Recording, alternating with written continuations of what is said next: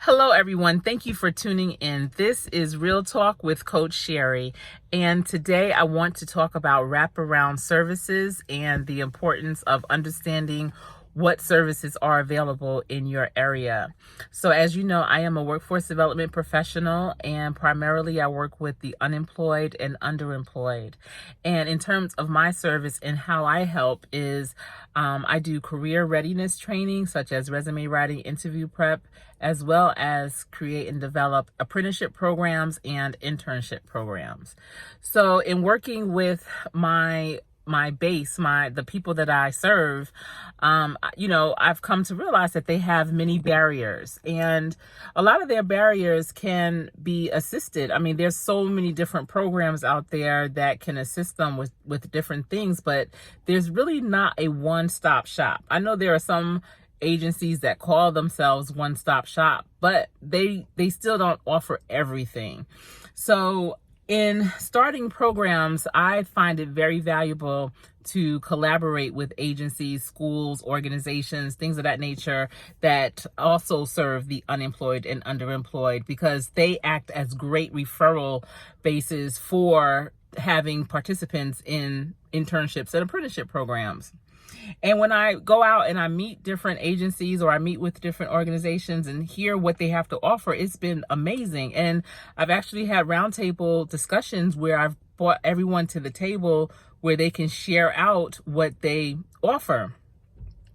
But I never really had like a wraparound service resource event. And so today was the first wraparound services resource session where I invited different external partners to come together and share what they have to offer. You know, if they didn't have it, maybe they knew of someone else, and I had them capture it on chart paper. So we had 10 different categories, and they included, and I might forget a few, but it included health, financial, crisis. Let me see. I'm trying to remember. Oh my goodness. Health, financial crisis, shelter, so housing, clothing, education. I can't believe I can't remember all 10, but I had 10 different tables, and I had the names of the different areas that a person may experience on that table and the chart paper, and I gave them some time to walk around and put down what they knew about that particular situation, if their agency covered it, if they knew of an agency that covered it, the contact person, and their contact information. Because ultimately what I would love to create is a resource packet for this area, so that if you are working as a teacher or as a counselor and you have a client or a student that is in need of something, they may have domestic abuse issues, they may have trouble paying their bills, getting food, any of those types of things, you could easily go to this resource packet and connect them with the right person. And it's not just any person. It's not like an automated situation. It's a real person that perhaps that counselor or teacher has also had or built a relationship with, because all of this is really relationship based. I mean, there's so many different types of portals where you can call, kind of like a hotline, and or an app where you could put in your zip code and they'll put you in place with someone in your area. And they do this for many cities around the country, but that's not really personable. So what I really wanted to create was a portal, some type of resource, wraparound resource packet portal type of situation that is local, that the people who really are going to work with the community were present, and they were able to share, a place where they can share their information, their knowledge, their resources. And I promise you, oh my goodness, the things that are available are amazing. I didn't know a lot of the services or offerings that were shared today. I mean, things such as, there's so many places where people can get clothes, especially if they're going into a professional environment for the first time. So I have quite a few interns that are office assistants, and that's at a professional environment. They may not have the clothes to wear to a career like that. So there's so many places now that I can refer them to go and get clothes so that they can be dressed to impress, dressed for success. Now instead of wearing just anything that they have that might not be appropriate.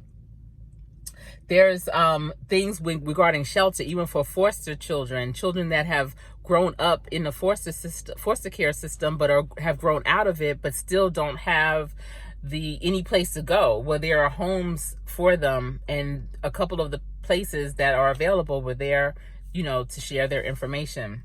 It's just such a wealth of resources, and because it's so many, and I know where I'm at in Charlotte, North Carolina, it's growing. It's over 60 people every day that are moving here.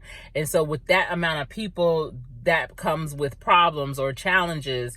And, to have a one place, a packet where they're connected with at least one person that was in that room today, they will be privy to so much that they have available to help them with whatever challenges that they may be facing. So in your area, and especially if you are involved in your community or with workforce development, consider doing a wraparound service session where you invite the different agencies, organizations, and schools, because it might be something with tuition reimbursement or different grants that schools have for people to continue their education. Whatever it is, gather them together, bring them in one room. Sometimes people would think, oh, they're competing. They're not going to want to share what they have, or, so concerned. There's so much to go around. There's more than enough to go around. With so many people coming into, especially major cities, there's never enough support. So they shouldn't feel that way. And if they do, they're not the ones you want to come to the table. You want people that are really willing to collaborate and to share, and who are really servants and are serving others to be their best. If they want them to be their best, they should have no problems referring them to another organization to get additional assistance. So that's what this is all about. It's not about what you could do, what I could do. Is what we all could do together. That's how we're going to make the change. And it's not always about, this big, fast change. Baby steps count too. So it's about taking your time and just, really having those authentic connections. And it usually takes one person at a time. I've been doing these types of roundtable discussions with external partners for a while now. Well, actually, January will make a year that I started doing those types of things. And my very first one, only one person came. And now 25, 35, 40 people come. My list is well over 100. So it grows. You just have to have patience and believe in what you're doing and know that you're doing the right thing, and the people will come. So I hope that you enjoyed this video. If you did, if you received a nugget, an idea maybe to do something like this in your community, please be sure to like and subscribe and share. Also, if you have any questions about what I've shared, if you need any more information, more clarification, leave a comment. My email will be in the description box as well. Thank you so much, everyone, for tuning in. This has been Real Talk with Coach Sherry. Stay safe until we speak again.